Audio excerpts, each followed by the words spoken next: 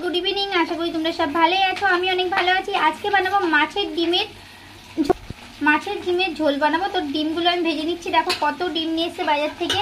ভাই আজকে সকালে নিয়ে এসে, যেহেতু আমাদের গ্যাস ছিল না, সারাদিন রান্না করতে পারিনি।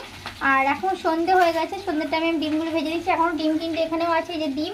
আর এখানে কড়াইটাও কিন্তু ভাজতে বসিয়ে দিয়েছি। এই যে কড়াইতে ভাজছি, কত ডিম, প্রচণ্ড পরিমাণে কিন্তু ডিম নিয়েছে। তাই ভাবলাম বন্ধুদের সাথে শেয়ার না করলে হয়।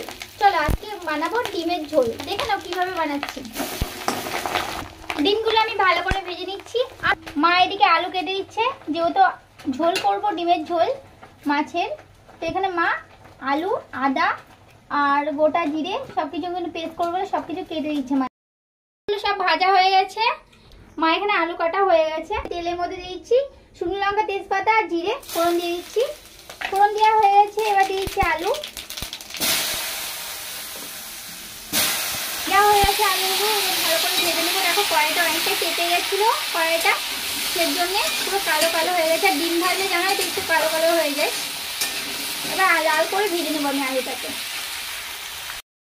লাল লাল করে ভাজা হয়ে গেছে। আর আমি এখানে দেখো পেস্ট করে দিয়েছিলাম আদা, কাঁচা লঙ্কা, আলু, গোটা জিরে পেস্ট করে দিয়েছিলাম। এবার আমি মশলাটাকে দিয়ে দেবো। এবার একটু ভালো করে কষিয়ে নিব। যতক্ষণ গন্ধ না ছাড়বে ততক্ষণ কষিয়ে নেব।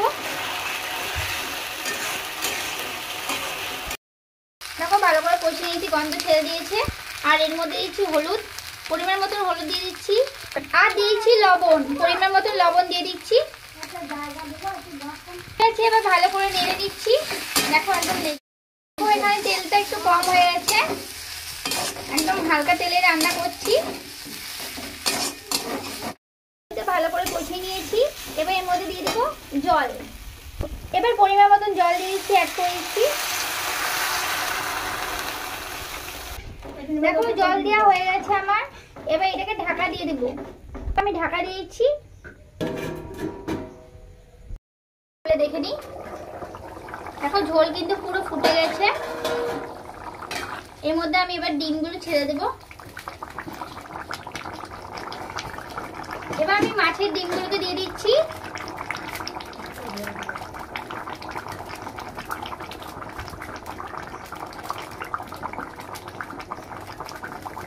দেখো টকবক করে কিন্তু ঝোল ফুটছে। যত তেল কম দিবে ততই কিন্তু ঝোলটা ফোটে, আমার মা বলে। এটা সত্যি কথা। আমি কিন্তু আজকে তেল একদম কম দিয়েছি বলে একদম তেল দেখতে পাচ্ছ। আর নুন আর ঝালও ঠিক হয় তার সাথে।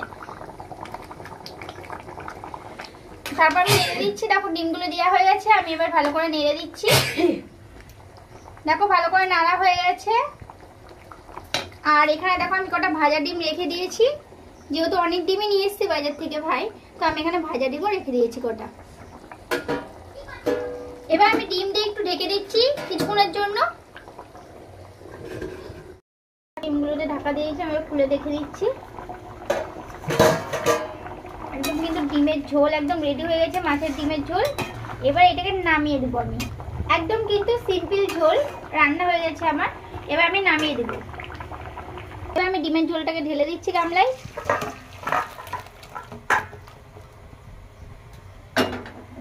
দেখো আমার ডিমের ঝোল কিন্তু পুরো রেডি হয়ে গেছে। কে কে খাবে চলে এসো।